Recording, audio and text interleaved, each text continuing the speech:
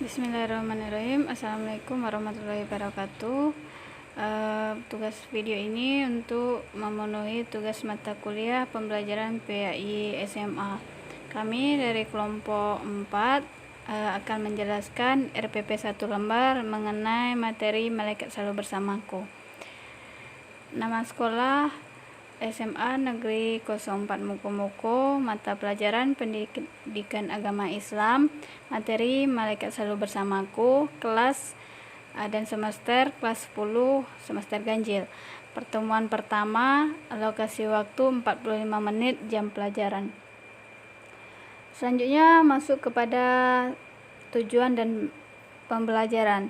Setelah mengikuti kegiatan pembelajaran, siswa diharapkan dapat mengidentifikasi, memahami, menjelaskan, mempresentasikan, dan menyelesaikan masalah berkaitan dengan makna dan contoh perilaku beriman kepada malaikat-malaikat Allah Subhanahu wa Ta'ala.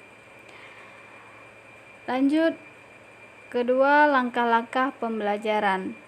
Langkah-langkah pembelajaran terbagi menjadi 3, yaitu kegiatan pendahuluan, kegiatan inti, dan yang terakhir refleksi dan konfirmasi. Pada kegiatan pendahuluan ada 3 kegiatan. Yang pertama, melakukan pembukaan dengan salam pembuka dan berdoa, menyampaikan tujuan pembelajaran pertemuan hari ini, persepsi materi yang akan disampaikan.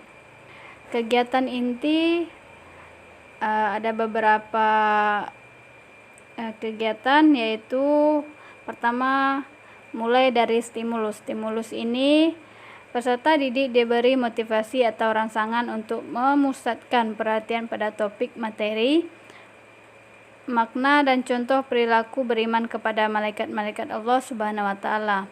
Identifikasi masalah, guru memberikan kesempatan pada peserta didik untuk mengidentifikasi sebanyak mungkin pertanyaan yang diberikan dengan materi. Makna dan contoh perilaku beriman kepada malaikat-malaikat Allah Subhanahu wa Ta'ala. Pengumpulan data, mengamati dengan seksama materi, makna dan contoh perilaku beriman kepada malaikat-malaikat Allah Subhanahu wa Ta'ala dalam bentuk gambar atau video ataupun slide presentasi yang disajikan dan mencoba menginterpretasikannya. Mencari dan membaca berbagai referensi dari berbagai sumber guna menambah pengetahuan dan pemahaman tentang materi, makna dan contoh perilaku beriman kepada malaikat-malaikat Allah Subhanahu wa Ta'ala.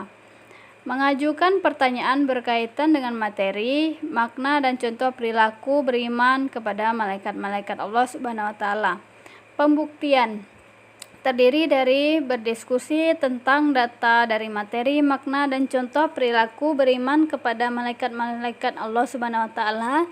Peserta didik mengerjakan beberapa soal mengenai materi, makna dan contoh perilaku beriman kepada malaikat-malaikat Allah Subhanahu wa Ta'ala. Terakhir, menarik kesimpulan. Terdiri dari beberapa kegiatan, yaitu menyampaikan hasil diskusi tentang materi, makna dan contoh perilaku beriman kepada malaikat-malaikat Allah Subhanahu wa Ta'ala berupa kesimpulan berdasarkan hasil analisis secara lisan, tertulis atau media lainnya untuk mengembangkan sikap jujur, teliti, toleransi, kemampuan berpikir sistematis, mengungkapkan pendapat dengan sopan, mempresentasikan hasil diskusi kelompok secara klasikal tentang materi, makna dan contoh perilaku beriman kepada malaikat-malaikat Allah Subhanahu wa Ta'ala, mengemukakan pendapat atas presentasi yang dilakukan tentang materi, makna dan contoh perilaku beriman kepada malaikat-malaikat Allah Subhanahu wa Ta'ala dan ditanggapi oleh kelompok yang mempresentasikan. Terakhir, bertanya atas presentasi tentang materi, makna dan contoh perilaku beriman kepada malaikat-malaikat Allah Subhanahu wa Ta'ala, dan peserta didik lainnya diberi kesempatan untuk menjawabnya. Pada bagian refleksi dan konfirmasi dilanjutkan oleh teman saya. Saya akan menjelaskan mengenai lanjutan rencana pelaksanaan pembelajaran yaitu mengenai refleksi dan konfirmasi. Nah, sebelumnya refleksi itu adalah kegiatan pemberian umpan balik atau penilaian dari siswa terhadap guru setelah mengikuti serangkaian proses belajar mengajar dalam jangka waktu tertentu. Refleksi adalah ungkapan jujur perasaan peserta didik untuk memberikan kesan dan pesan atas pembelajaran yang telah dilakukan bersama guru.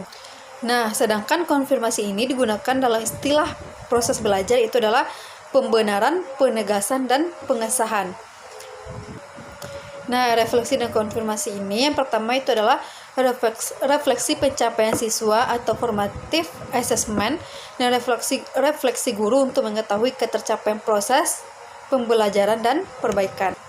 Nah, refleksi pencapaian siswa ini berguna itu adalah agar kegiatan penilaian dalam berbagai bentuk yang dilakukan oleh peserta didik terhadap proses belajar mengajar yang telah dilaksanakan oleh pendidik dengan maksud untuk memperbaiki proses belajar yang dilaksanakan oleh pendidik pada waktu yang akan datang. Nah, yang kedua itu adalah menginformasikan kegiatan pembelajaran yang akan dilakukan pada pertemuan berikutnya. Nah, di sini guru sebelum menutup pembelajaran pada minggu sekarang, maka guru akan menginformasikan kegiatan apa saja yang akan dilakukan pada pertemuan berikutnya. Dan yang ketiga yaitu adalah guru mengakhiri kegiatan belajar dengan memberikan pesan dan motivasi tetap semangat belajar dan diakhiri dengan doa.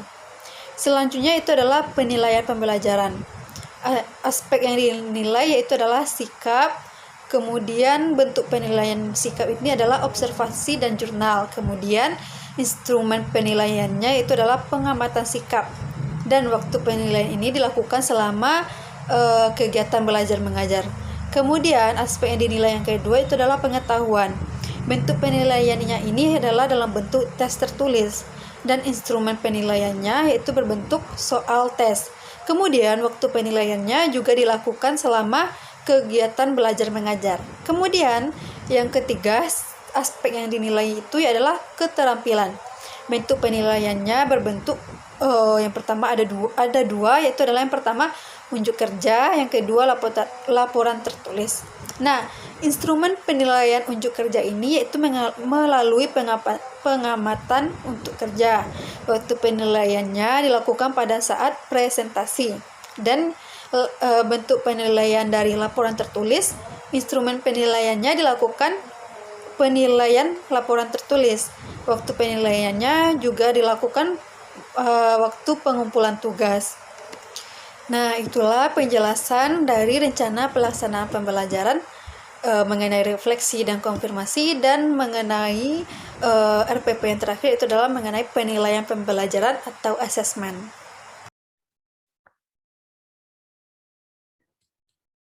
Oke, baik. Nah, di sini saya akan menjelaskan berkaitan dengan problem based learning, yang dimana itu berhubungan dengan pembelajaran berbasis masalah. Nah, di sini tahapan-tahapannya itu ada yang pertama, kita mengenalkan dulu orientasi siswa mengenai masalah apa yang akan kita pelajari. Lalu yang kedua itu ada mengorganisasi siswa untuk belajar, di mana guru mengatur dan mendefinisikan tugas belajar yang berhubungan dengan masalah apa yang akan diangkatkan atau dipilih gitu. Lalu yang ketiga, ada membimbing penyelidikan individual dalam kelompok. Nah, di sini guru mendorong siswa untuk mengumpulkan informasi yang sesuai untuk melakukan eksperimen yang dapat mengembangkan penjelasan serta pemecahan masalah tersebut. Yang keempat, itu ada mengembangkan dan menyajikan hasil karya. Nah, di mana guru membantu siswa untuk merencanakan dan menyiapkan bentuk laporan untuk menunjukkan hasil penyelidikannya sebelumnya telah disampaikan. Lalu yang terakhir itu ada menganalisis dan mengevaluasi proses pemecahan masalah. Di sini tahapan akhir yaitu dari pelaksanaan problem based learning ini, guru membantu siswa untuk merefleksikan atau mengevaluasi terhadap penyelidikan dan proses-proses yang sudah dilewati.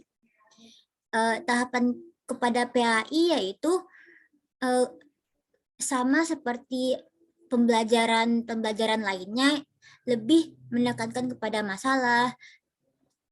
Siswa diminta untuk mengalami, memahami, menemukan, dan mendiskusikan masalah serta mencari pemecahan masalah, bukan hanya mentransfer pengetahuan dari guru kepada peserta didik. Mungkin sekian dari saya lanjutkan pada materi selanjutnya. Terima kasih. Baiklah, saya akan melanjutkan materi kelompok kami, yaitu tentang discovery learning. Discovery learning adalah model pembelajaran yang mengarahkan peserta didik untuk menemukan sendiri pengetahuan yang ingin disampaikan dalam pembelajaran. Penjelasan tersebut senada dengan pendapat Hanafiyah pada tahun 2012 yang menyatakan bahwa model pembelajaran discovery learning adalah rangkaian kegiatan pembelajaran yang melibatkan secara maksimal seluruh kemampuan peserta didik untuk mencari dan menyelidiki secara sistematis, kritis, dan logis, sehingga mereka dapat menemukan sendiri pengetahuan, sikap, dan keterampilan sebagai wujud adanya perubahan perilaku. Berbeda dengan model pembelajaran konvensional discovery learning atau pembelajaran penemuan lebih berpusat pada peserta didik, bukan guru. Pengalaman langsung dan proses pembelajaran menjadi patokan utama dalam pelaksanaannya. Berdasarkan pemaparan di atas, dapat disimpulkan bahwa discovery learning adalah model pembelajaran yang membantu peserta didik untuk mengalami dan menemukan pengetahuannya sendiri sebagai wujud murni dalam proses pendidikan yang memberikan pengalaman yang mengubah perilaku sehingga dapat memaksimalkan potensi diri.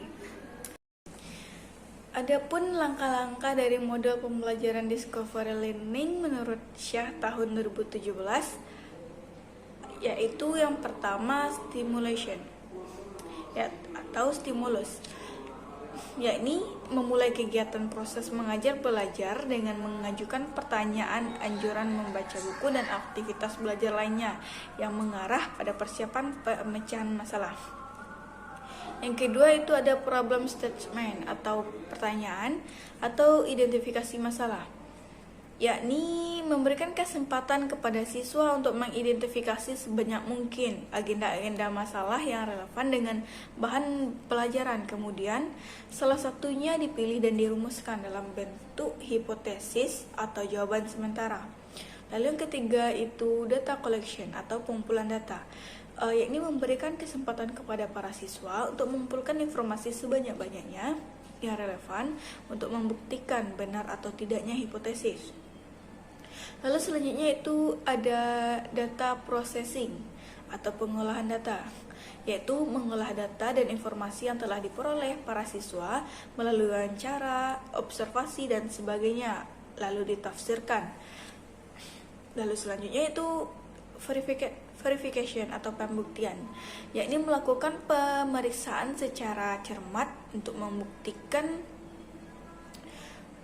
benar atau tidaknya hipotesis yang ditetapkan tadi dihubungkan dengan hasil data processing. Lalu yang terakhir itu generalization atau generalisasi, yakni menarik sebuah kesimpulan yang dapat dijadikan prinsip umum dan berlaku untuk semua kejadian atau masalah yang sama dengan memperhatikan hasil verifikasi. Adapun kelebihan dan kekurangan dari model pembelajaran discovery learning menurut Hanafiyah tahun 2012, yaitu yang pertama kelebihan model pembelajaran discovery learning, yaitu yang pertama membantu peserta didik untuk mengembangkan kesiapan serta penguasaan keterampilan dalam proses kognitif. Lalu yang kedua, peserta didik memperoleh pengetahuan secara individual sehingga dapat dimengerti dan mengendap dalam pikirannya. Lalu yang ketiga, dapat membangkitkan motivasi dan gairah belajar peserta didik untuk belajar lebih giat lagi. Lalu yang keempat, memberikan peluang untuk berkembang dan maju sesuai dengan kemampuan dan minat masing-masing. Lalu yang terakhir itu memperkuat dan menambah kepercayaan pada diri sendiri dengan proses menemukan sendiri karena pembelajaran berpusat pada peserta didik dengan peran guru yang sangat terbatas. Sementara itu, Kelemahan model discovery learning menurut Hanafiyah tahun 2012 yaitu sebagai berikut. Yang pertama, siswa harus memiliki kesiapan dan kematangan mental. Siswa harus berani dan berkeinginan untuk mengetahui keadaan sekitarnya dengan baik. Terkadang terhitung sangat sulit untuk mewujudkannya. Lalu yang kedua, dalam keadaan di kelas gemuk atau memiliki jumlah siswa yang terlalu banyak, maka metode ini tidak akan tercapai hasil yang memuaskan. Guru akan kesulitan untuk benar-benar memperhatikan proses pembelajaran setiap murid. Lalu yang selanjutnya, guru dan siswa yang sudah sangat terbiasa dengan PBM gaya lama, maka metode discovery learning ini akan mengecewakan. Lalu yang keempat, ada kritik yang menyatakan bahwa proses dalam mode pembelajaran discovery terlalu mementingkan proses pemahaman saja, sementara perkembangan sikap dan keterampilan siswa dikhawatirkan kurang menjadi sorotan. Dan selanjutnya yaitu ciri-ciri model pembelajaran discovery learning. Adapun ciri-ciri model pembelajaran discovery learning menurut Hosnan, yaitu yang pertama, mengeksplorasi dan memecahkan masalah untuk menciptakan, menggabungkan dan menggeneralisasi pengetahuan. Lalu yang kedua itu pembelajarannya berpusat kepada siswa. Selanjutnya kegiatan pembelajaran dilaksanakan untuk menggabungkan pengetahuan baru dan pengetahuan yang sudah mapan. Sekian dari saya materi pembelajaran mengenai discovery learning. Terlebih dan terkurang saya mohon maaf. Assalamualaikum warahmatullahi wabarakatuh. Assalamualaikum warahmatullahi wabarakatuh. Perkenalkan, nama saya Romi Ulawal dengan NIM 19329043. Nah, saya akan melanjutkan materi mengenai tahapan-tahapan dalam model pembelajaran inquiry. Nah, model pembelajaran inquiry adalah suatu kegiatan pembelajaran untuk memfasilitasi peserta didik untuk mengajukan pertanyaan, melakukan penyelidikan atau pencarian, eksperimen hingga penelitian secara mandiri untuk mendapatkan pengetahuan yang mereka butuhkan. Nah, dalam model ini peserta didik diarahkan agar mencari tahu sendiri materi yang akan disajikan dalam pembelajaran dengan cara mengajukan pertanyaan dan investigasi mandiri. Nah, tahapan-tahapan dalam model pembelajaran inquiry ini, yang pertama itu orientasi. Nah, pada tahap orientasi ini yang penting di mana pada tahap ini guru dituntut untuk menciptakan suasana kondusif dan menyenangkan dalam pembelajaran. Nah, pada tahap ini guru dapat memberitahukan siswa mengenai yang pertama itu materi yang akan dipelajari, kemudian yang kedua apa tujuan yang akan dicapai, kemudian mempersiapkan siswa untuk memulai dalam menggunakan model pembelajaran inquiry. Yang kedua itu merumuskan masalah. Nah, pada tahap ini siswa diarahkan pada suatu masalah yang memerlukan pemikiran. Nah, masalah dapat disajikan dengan cara yang menarik seperti demonstrasi unik ataupun dalam bentuk teka-teki sehingga siswa bertantang untuk mencari tahu apa yang terjadi dan merumuskannya dalam suatu pertanyaan ataupun pernyataan yang kelak harus dijawabnya sendiri.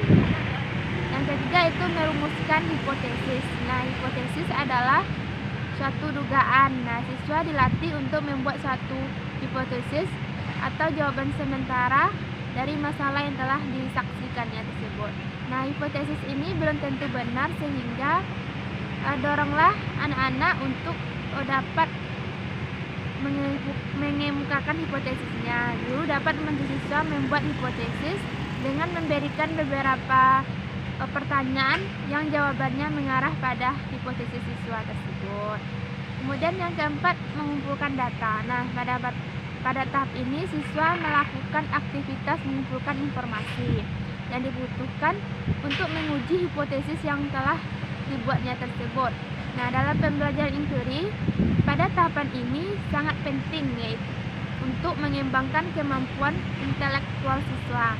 Karena pada tahap ini siswa dilatih untuk menggunakan seluruh potensi berpikir tingkat tinggi atau berpikir kritis yang dimilikinya.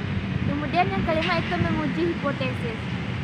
Nah, langkah ini merupakan langkah yang melatih kemampuan rasional siswa, di mana hipotesis yang telah dibuat kemudian diuji dan dibandingkan dengan data yang ada lalu kemudian ditunjukkan.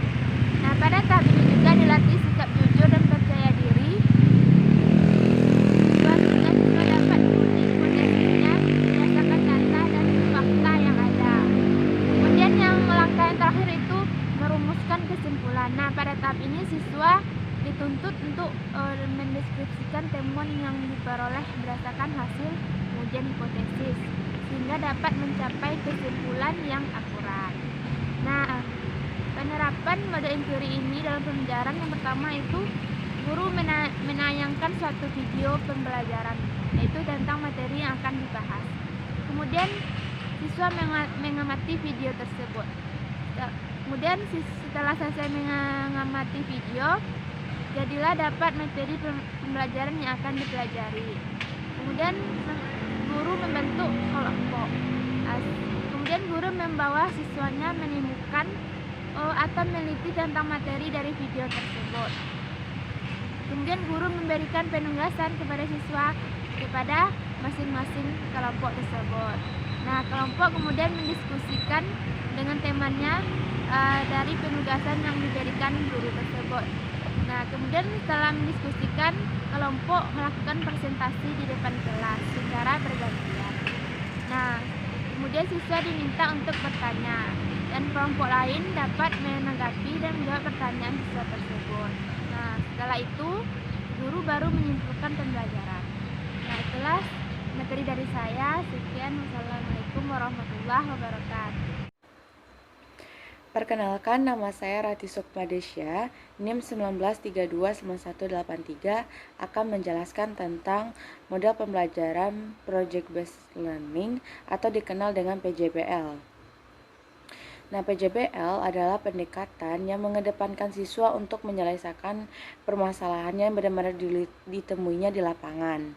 Dalam pembelajaran ini, siswa akan berperan menjadi seorang profesional untuk mencoba memecahkan masalahnya dalam kehidupan sehari-hari.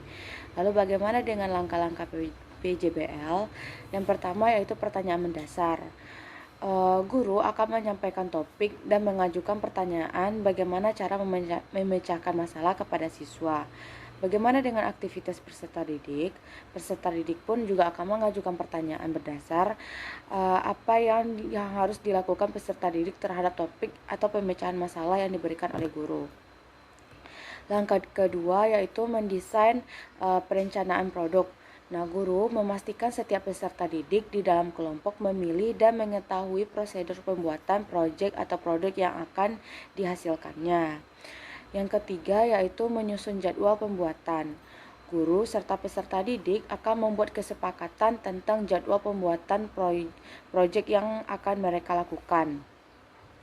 Yang keempat yaitu memonitor keaktifan serta perkembangan proyek.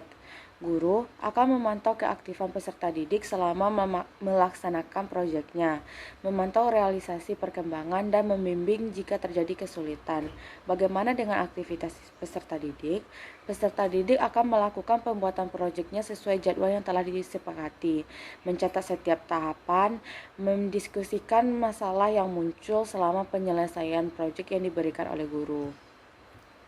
Langkah selanjutnya yaitu menguji hasil. Nah, guru berdiskusi tentang prototipe project serta memantau keterlibatan peserta didik, mengukur ketercapaian standar pembelajaran. Aktivitas peserta didik yaitu membahas kelayakan proyek yang telah mereka buat serta membuat laporan produk untuk dipaparkannya kepada peserta didik yang lainnya. Langkah terakhir yaitu mengevaluasi pengalaman belajar.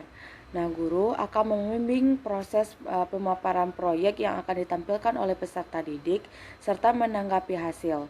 Selanjutnya, guru dan peserta didik di dalam kelas akan merefleksi dan mengambil kesimpulan tentang mata pelajaran serta proyek yang telah mereka hasilkan pada saat pertemuan tersebut. Sekian dari saya, terima kasih. Oke, berikutnya kita masuk ke pembahasan penilaian afektif dan psikomotorik. Saya Muhammad Zurul Habibi.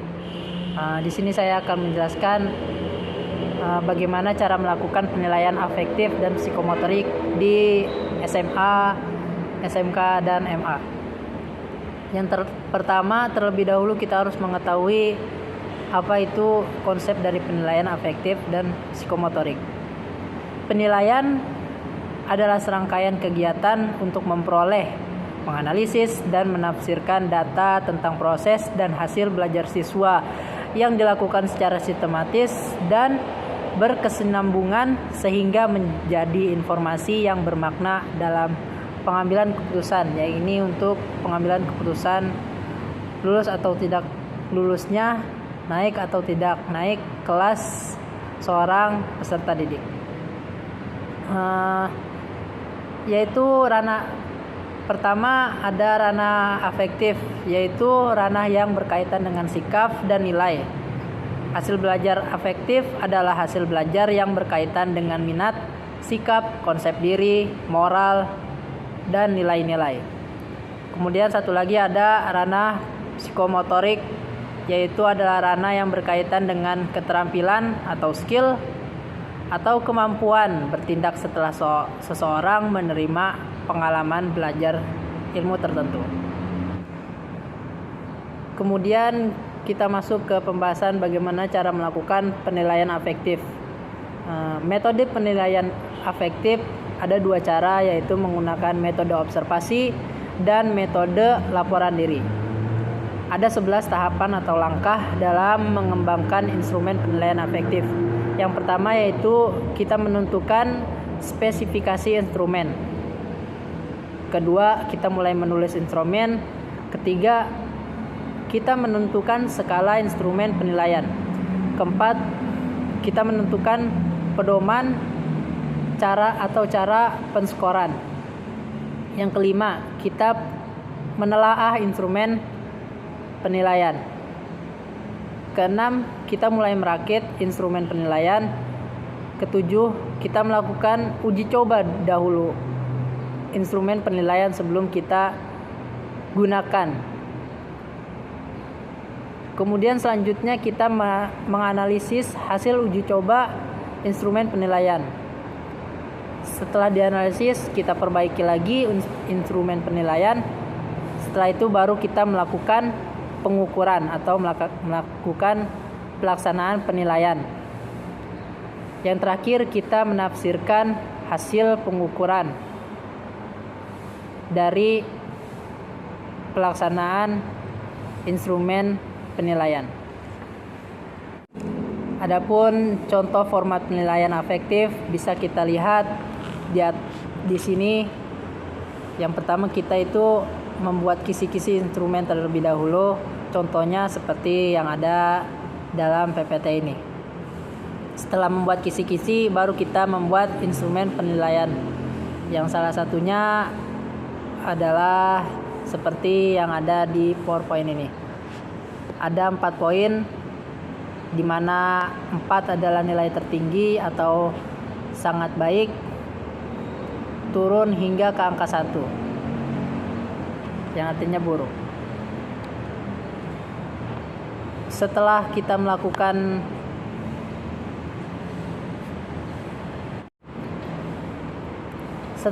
melakukan pelaksanaan instrumen penilaian afektif, kita akan menafsirkan hasil dari instrumen tersebut. Hasil pengukuran itu berupa skor atau angka. Untuk menafsirkan hasil pengukuran diperlukan suatu kriteria. Kriteria yang digunakan tergantung pada skala dan jumlah butir pertanyaan atau pernyataan yang digunakan. Misalkan digunakan skala Likert yang berisi 10 butir pertanyaan atau pernyataan dengan 4 pilihan untuk mengukur sikap peserta didik. Skor untuk pertanyaan atau pernyataan yang sifatnya positif itu dimulai dari angka 1 yang berarti sangat setuju.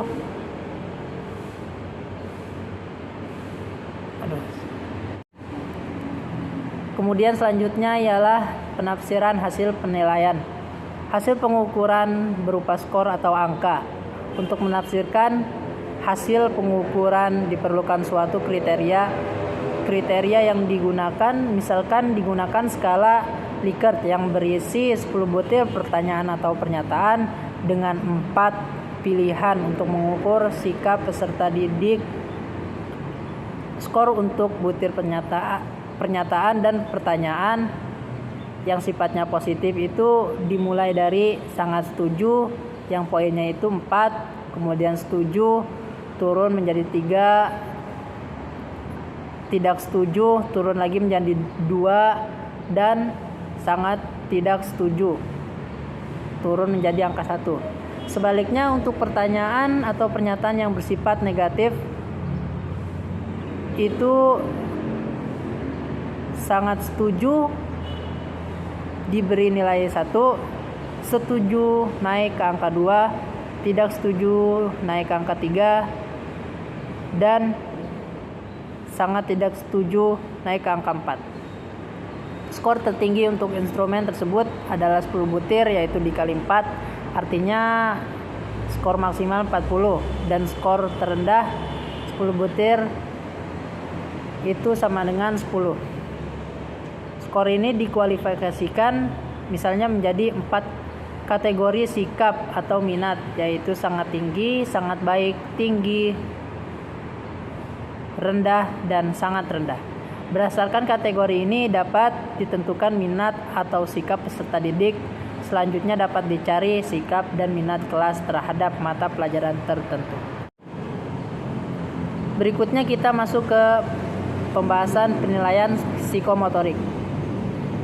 Pelaksanaan penilaian psikomotorik itu berdasarkan pada soal atau lembar perintah ataupun lembar tugas yang dibuat daftar periksa observasi atau skala penilaian.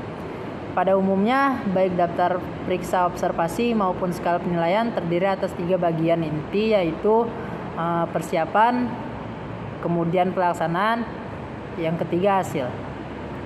Adapun tahap persiapan yaitu perancangan kisi-kisi penilaian dan penyusunan instrumen penilaian. Kemudian kedua pelaksanaan yang tadi melalui observasi. Kemudian yang terakhir yaitu hasil. Ya, ini kita sebagai guru mengidentifikasi nilai siswa, mengetahui rata-rata nilai dan menyimpulkan hasil penilaian pembelajaran. Adapun contoh-contoh kisi-kisi penilaian psikomotorik bisa kita lihat di belakang sini, dan juga contoh instrumen penilaian ada di sini. Itulah pembahasan dari kami. Sekian, kurang lebihnya mohon maaf. Wassalamualaikum warahmatullahi wabarakatuh.